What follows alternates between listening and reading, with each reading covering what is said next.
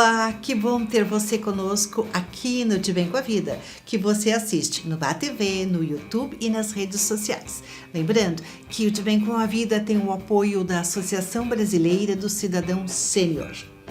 Imunidade inteligente é for life, o seu organismo prontíssimo para reconhecer e combater ameaças. Associação dos Procuradores do Município de Porto Alegre e da Federação das Câmaras dos Dirigentes Lojistas, Rio Grande do Sul. Confere o que nós preparamos para você no programa de hoje. Com o verão chegando e o desejo de um abdômen firme e sem gordurinhas extras, a abdominoplastia é um dos procedimentos mais requisitados por homens e mulheres. Conversamos a respeito com o médico cirurgião plástico Dr. Denis Ricardi. Como manter o nosso cérebro ativo? A gerontologista Ana Beatriz Bezerra traz dicas valiosas. Vamos falar sobre o empréstimo consignado. Quem nos esclarece é o advogado Issandir Rezende. O índice de reajuste das aposentadorias e pensões pode ser alterado. Quem nos informa é o advogado Pedro Duarte, consultor jurídico da ANAPS.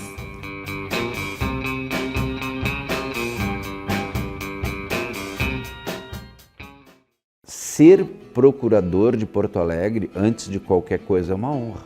E eu, no exercício da minha função, eu sou Porto Alegre. É muito mais do que um cliente. Porto Alegre vive e vive nos seus cidadãos. Então, esse brilho no olho tu vai encontrar em qualquer procurador. Você conta que foi a Procuradoria que atuou ativamente nisso ou naquilo, que refletiu diretamente na vida dele, né? Na vida daquela pessoa com quem eu estou interagindo ali. Eu sinto orgulho de fazer parte disso. Eu tenho vontade de passar pelo mundo e deixar uma marca. Eu quero fazer alguma coisa que no futuro as pessoas usufruam de alguma maneira. Então eu vou ficar muito satisfeita quando eu enxergar a Porto Alegre um pouco melhor, um pouco evoluída, com alguma ideia que eu ajudei a desenvolver.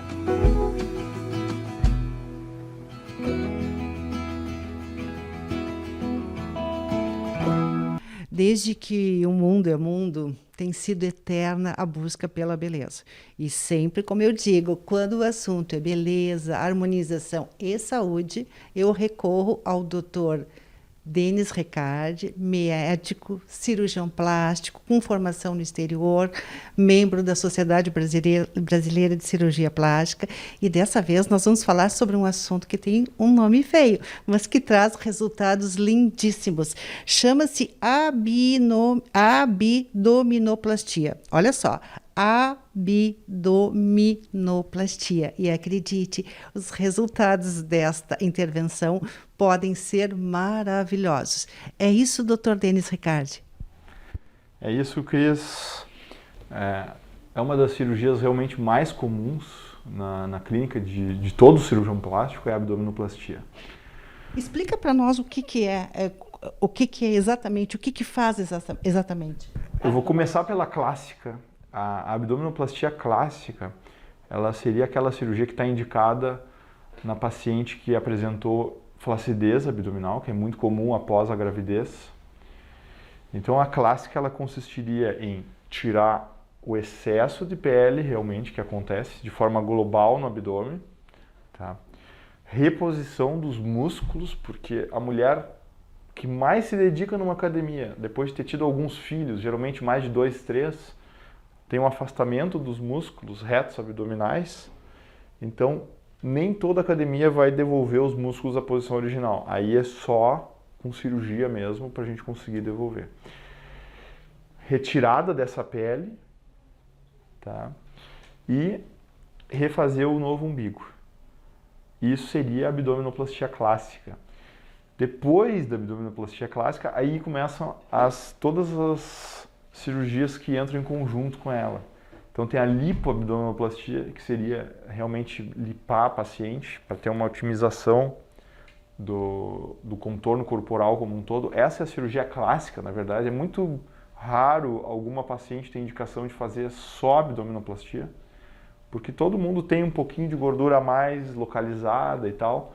E até no momento que a gente faz a tração dessa pele, pode acabar abaulando um pouco as laterais. Então, por mínimo que seja, sempre vai ter um pouco de lipoaspiração associado. Depois os pacientes pensam muito nas outras variantes, que seria a mini abdominoplastia. Essa é para quem tem pouca gordurinha? Pouca flacidez? Não necessariamente pouca nem pouca flacidez, mas é um caso muito específico de pacientes que têm a flacidez mais abaixo do umbigo, o umbigo relativamente alto, e aquele bebê que acabou empurrando esse abdômen todo mais na parte inferior do abdômen. Então, paciente que não tem necessidade de fazer uma correção da flacidez da parte superior do abdômen, ou tem muito pouca flacidez na parte superior do abdômen e o abdômen inferior realmente está mais flácido, aí pode aproveitar a cicatriz da cesárea, aumentar um pouquinho ela e ter um bom ganho, além de fazer toda a lipoaspiração também. Existe até, Cris, a abdominoplastia reversa, que seria pacientes que não têm muita flacidez aqui embaixo, pacientes que acabaram ficando com a flacidez mais na parte superior do abdômen, e em conjunto com o abdômen tem uma indicação de fazer uma mamoplastia. Então aproveita a cicatriz da mamoplastia e posiciona a cicatriz do abdômen aqui junto com a cicatriz da mama. Então essa seria a abdominoplastia reversa. É uma cirurgia que tem indicação, também não é como a clássica. A clássica sempre é a clássica, né? Hoje também se fala muito em alguns aparelhos para diminuir flacidez, enfim. Mas isso se fala há 20 anos, então eles vão e vêm, mas a coisa clássica que fica, a cirurgia, o procedimento clássico fica é a lipoaspiração. Dr. Denis, não é raro nós percebermos as meninas jovens e magras terem aquela barriguinha que a primeira coisa que a gente percebe é a barriguinha. Ela tem um conjunto lindo, mas fica aquela bolsinha aqui. Isso é possível corrigir desde cedo? Sim, sim. Quando a gordura realmente é localizada, aí a paciente é aquela que tem indicação precisa de fazer uma lipo. Tá? O grande equívoco seria a paciente que está acima do peso realmente achar que vai emagrecer com uma lipoaspiração. Isso não seria indicado. Agora, aquela paciente que tá já num peso correto e tal, e tem aquela gordurinha aqui na lateral, ou tem alguns pacientes que tem essa gordurinha aqui em cima, essa gordura em cima da mama é quase queixa global das pacientes. Então isso é a indicação precisa de uma lipoaspiração. Não importa a idade, o paciente realmente pode procurar ajuda e ter um benefício muito grande mesmo. Dr. Denis, o Rio Grande do Sul é conhecido por suas características, né? E dentre elas, o homem, o gaúcho, ele busca esses procedimentos estéticos? Ele busca muito, Cris. Eu recebo aqui na minha clínica, como a gente estava falando em off, que merece, que a gente adora falar em off. Merece um programa, um capítulo à parte. O nosso Eduardo mantém o nosso passo aqui, como a gente sempre diz. E os homens, eles chegam em novembro aqui, é muito comum. Eu tive vários dezembros na clínica que a cirurgia principal foi de homem. Aquele homem que quer usar uma camiseta branca e não pode, ele tem que usar uma camiseta preta para disfarçar a ginecomastia. Então aquele abaulamento da mama na camiseta. Ele ganha uma camisa polo de aniversário, de Natal, não pode usar. Ele usa camisa de 2 bolsos, ele usa camiseta estampada, tudo em nome de disfarçar o abaulamento da mama na camisa. Então, ou às vezes ele tem até vergonha de tirar a camisa no verão, na praia, na frente dos amigos. Muito comum. É muito comum. Então a cirurgia da ginecomastia é realmente muito benéfica para os homens. Eles muitas vezes sofrem calados em casa. Um homem não fala para o outro que fez. Porque a questão da autoestima leva à saúde, leva à imunidade. E, Dr. Denis, a gente não deve, né, se privar das coisas que nos dão prazer. E uma imagem bem refletida, consequentemente, nos deixa de Bem com a Vida. Encaminhando para o encerramento dessa entrevista, que poderia levar 3 horas de tão agradável que é conversar com o Dr. Denis, eu peço a gentileza, assim, existe algum hábito, algum cuidado que nós possamos adotar para evitar que essa barriguinha aumente? É o hábito aquele diário, é saber que numa média a gente tem que comer no mínimo as mesmas calorias que a gente gasta, não ter aquele excesso calórico diário que vai acabar depositando gordura no abdômen. Agora, uma coisa que eu acho importante falar também em relação a lipo é o seguinte: o paciente que já está no peso, está tudo certo e ele ainda tem aquela gordurinha, que é o caso mais indicado para lipoaspiração, é bom se encorajar e fazer, porque se o paciente segue perdendo peso, muitas vezes nos homens acaba tendo um aspecto mais envelhecido por perder a gordura do rosto. Eu tenho vários pacientes desse tipo que acabaram chegando aqui: doutor, eu acabei, para perder essa gordurinha a mais, eu tive que correr, perdi a gordura do rosto. As mulheres às vezes estão com a mama bonita já no lugar, estão com o abdômen bonito, mas tem uma gordura lateral lá que não sai de jeito nenhum. Esse é o caso de fazer abdominoplastia, fazer a lipoaspiração. Então, manter os hábitos saudáveis, como a gente começou o programa, né? Manter os hábitos saudáveis, manter, para paciente que quer emagrecer, aquele déficit calórico lento, de longo prazo, para chegar onde quer, ou simplesmente se manter magro e feliz. Enfim, é isso, Cris. Perfeito. Muitíssimo obrigado, Dr. Denis Ricardi, médico, especialista e cirurgião plástico. Até o nosso próximo encontro, que será breve. Como vai, doutora Ana Beatriz Bezerra, gerontologista, especialista em longevidade e diretora da clínica Estímulos. Doutora, como a gente faz para manter o nosso cérebro ativo? Nossa, e temos inúmeras maneiras para a gente manter o nosso cérebro ativo. Primeiro, acreditar no envelhecimento. A gente tem que desmistificar essa, tô velha, eu não sirvo mais para nada, eu fico em casa. Como a gente encontra algumas pessoas assim, né? Então, temos muita coisa para fazer. Para isso, a gente tem que manter uma saúde intelectual e uma saúde física. Né? Fazer atividades físicas, elas são muito importantes e estão aliadas às atividades cognitivas. Então, as atividades cognitivas e atividades físicas andam de mãos dadas, né? Você aprender uma nova língua, você tocar um instrumento, ou mesmo procurar um terapeuta cognitivo que faça estimulação, como a gente faz. A gente tem essa oportunidade de fazer por teleatendimento para o Brasil inteiro.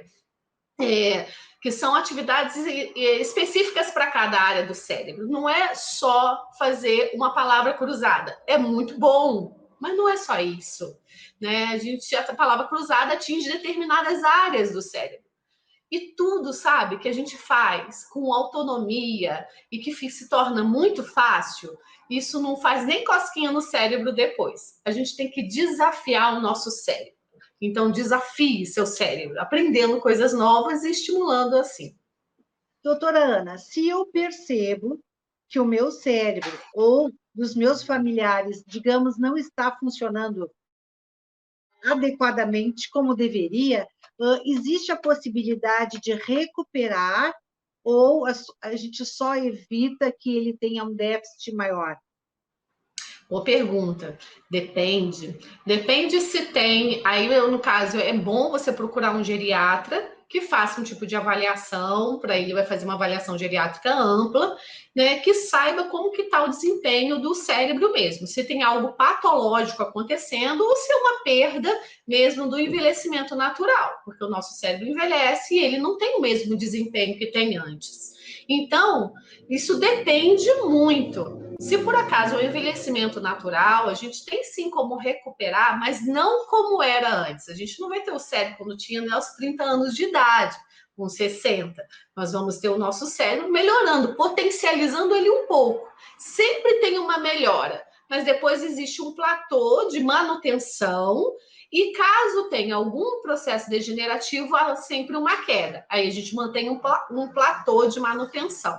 O que a gente não o que a reabilitação traz de bom, de benefício, é que quando há algo patológico, uma doença degenerativa, a estimulação, ela mantém por um tempo maior uma melhor qualidade. Mas a recuperação não como era antes. Mas também não permite... Não tem como zerar. Não tem como zerar. Mas também não tem como permitir que a doença tome conta e vá a passos largos da perda, né? Ela é uma doença que vai degenerando, porém ela tem freios, né? Uma boa medicação, uma boa alimentação, beber água. E até, inclusive, uma das dicas que eu quero dar hoje é que existem aplicativos que te lembram como você tem que beber água, porque depois de uma certa idade, a gente não percebe que a gente está desidratado. Então, a gente não sente sede. Quando você está com sede, o corpo está muito desidratado. Então, para evitar isso, eu sempre estimulo a pessoa a colocar lá no aplicativo no celular, daquele reloginho, utilizar para lembrar aí, beber água. Certo? A senhora sugeriu usar um aplicativo para lembrar a hora de tomar água, e nós teríamos mais dicas, doutora, para evitar esse déficit, essa perda de atividade do cérebro? Sim, olha, não fique à toa. Tenha uma rotina. Envelhecer necessita sim de rotina. Ah, não gosto de rotina. Não, calma, faça sua rotina. Mas acorde em um determinado horário, tome um bom café da manhã, faça uma atividade física de manhã, a sua higiene pessoal, depois o seu almoço.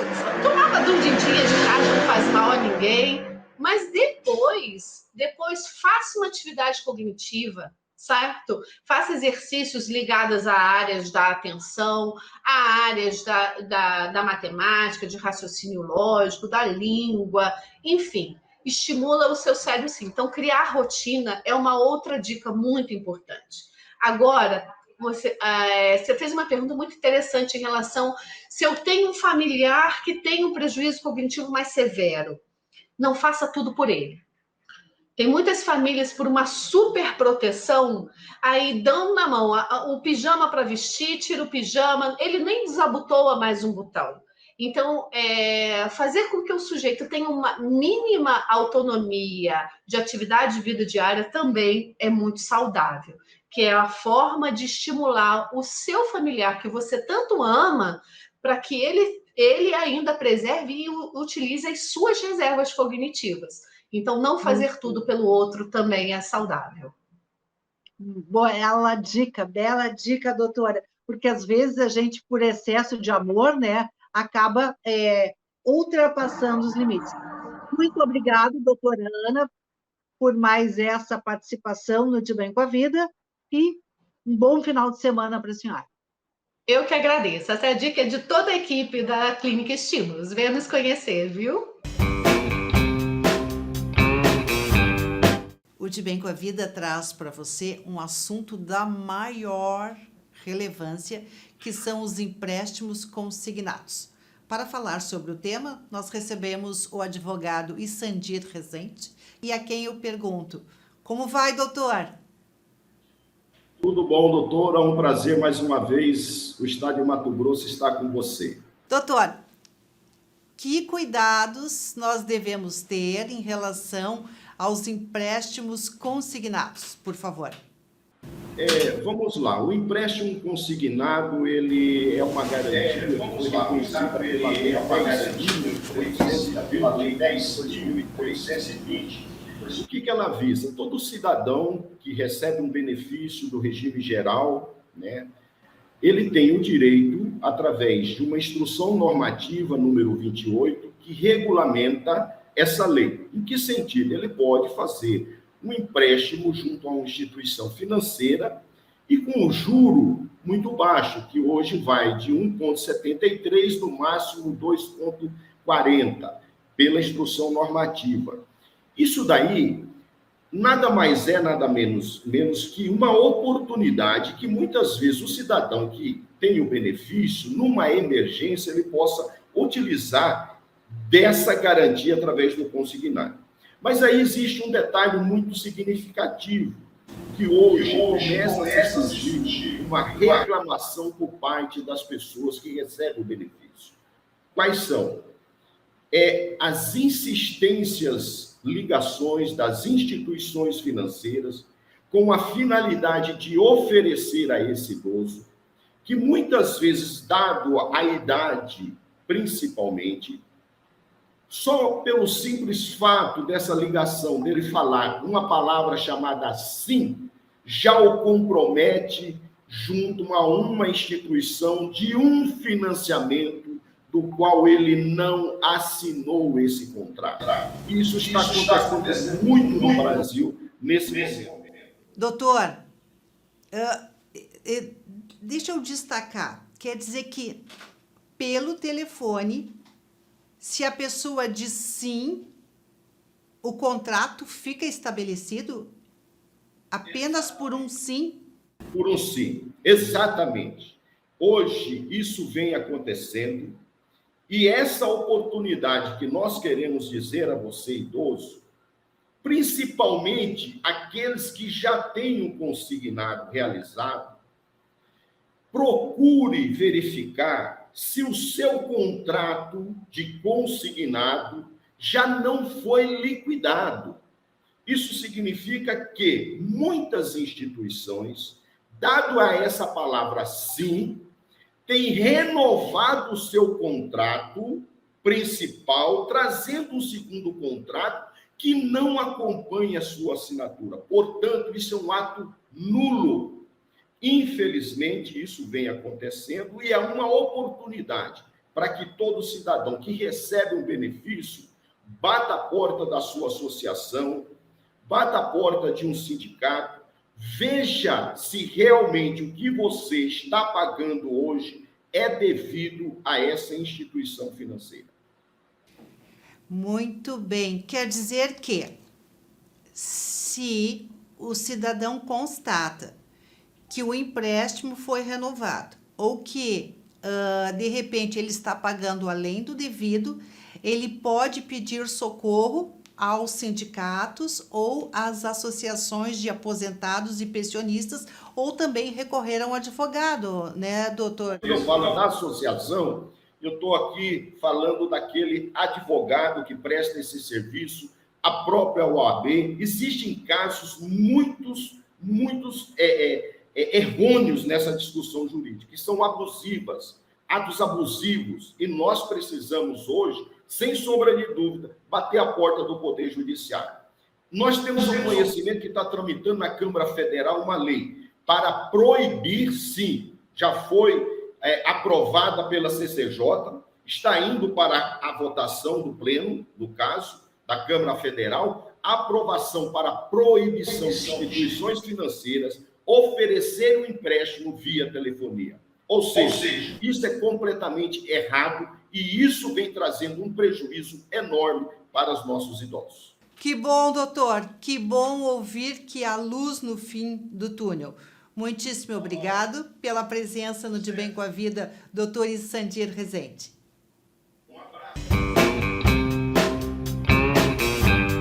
Querem mexer no nosso queijo mais uma vez?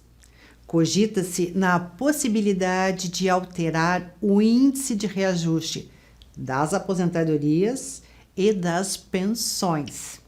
É isso aí. Para falar sobre esse tema, nós conversamos com o advogado Pedro Duarte, que é consultor jurídico da Associação Nacional de Aposentados e Pensionistas da Previdência Social, a ANAPS. Como vai, doutor Pedro? Tudo bem, Cris. É um prazer estar aqui conversando contigo e com o teu público. Nós aqui agradecemos. E de pronto, doutor Pedro Duarte, eu lhe pergunto qual o seu entendimento sobre o projeto de reajuste do regime de previdência geral. Cris, o que eu posso afirmar é que não passa de uma posição política, né? De uma decisão política, no sentido que a gente vive um momento difícil para os cofres públicos, né? Essa questão da arrecadação, ela fica muito prejudicada com até o momento de pandemia que a gente vive. e não seria muito difícil imaginar que o governo, para conseguir equilibrar suas contas, ele teria que tomar alguma medida, né? E economicamente falando, a gente tem um público hoje abrangido pelo regime de previdência que ele atinge muitas pessoas dentro do nosso país. Ou seja, quando se tem um reajuste de um salário mínimo, se tem um impacto aproximadamente de 65% dos benefícios hoje pagos pela Previdência, né? Que são desde pensões até benefícios assistenciais que têm, muitas das vezes, o seu valor estipulado pelo salário mínimo. E, automaticamente, os efeitos cascatas que isso ocasiona, né? Como seguro-desemprego, PIS, PASEP, uma série de outros benefícios também que ficam atrelados ao salário mínimo. Ou seja, o governo, pretendendo estancar esse efeito cascata, ele tenta utilizar um índice de reajuste menor do que o que de fato deveria ser usado, né? De fato, porque, como eu bem coloquei, uma decisão política vai muito do momento, né? E como hoje o momento para o governo, para o cofre público é complicado, se adotou a questão da inflação, que seria um índice hoje que está em torno de 4,3%, ao invés de se utilizar o IPCA, que seria um índice em torno de 9%, né? O que ali acaba por concretizar uma perda, né? Porque, de fato, o reajuste que ele é proporcionado, ele não vai vencer a própria inflação do período, né? E até mesmo, como tu bem colocaste, hoje o aposentado, muitas vezes, ele é o arrimo da família, né? Eu vejo isso até no nosso trabalho, não só aqui institucional na associação, mas como vejo no meu condomínio, vejo na rua, creio que tu, teus espectadores também presenciam isso, que é hoje, muitas vezes, o aposentado, ele é um subsídio para toda a família, porque ele tem, não apenas por ter aquela garantia da pensão todo mês, mas ele acaba ajudando filhos, netos, ele muitas vezes está por trás de uma mensalidade de uma escola, ele está ali por trás de um plano de saúde, ou daqui a pouco até ajudando a pagar uma faculdade para um dos netos. Então, isso é muito delicado, porque quando tu mexe nesse público, tu acaba indiretamente trazendo impactos para outros nichos da nossa sociedade que estão muito coligados hoje com a questão do aposentado, né? Ele hoje traz uma grande estabilidade em economias, principalmente do interior, que vivem basicamente dos rendimentos daqueles aposentados ali e automaticamente seus familiares, né? E o comércio local. Doutor Pedro, eu agradeço muito a sua presença no De Bem com a Vida, mas vou lhe recrutar outras vezes porque este assunto é da maior relevância. Muito obrigado pela presença mais uma vez.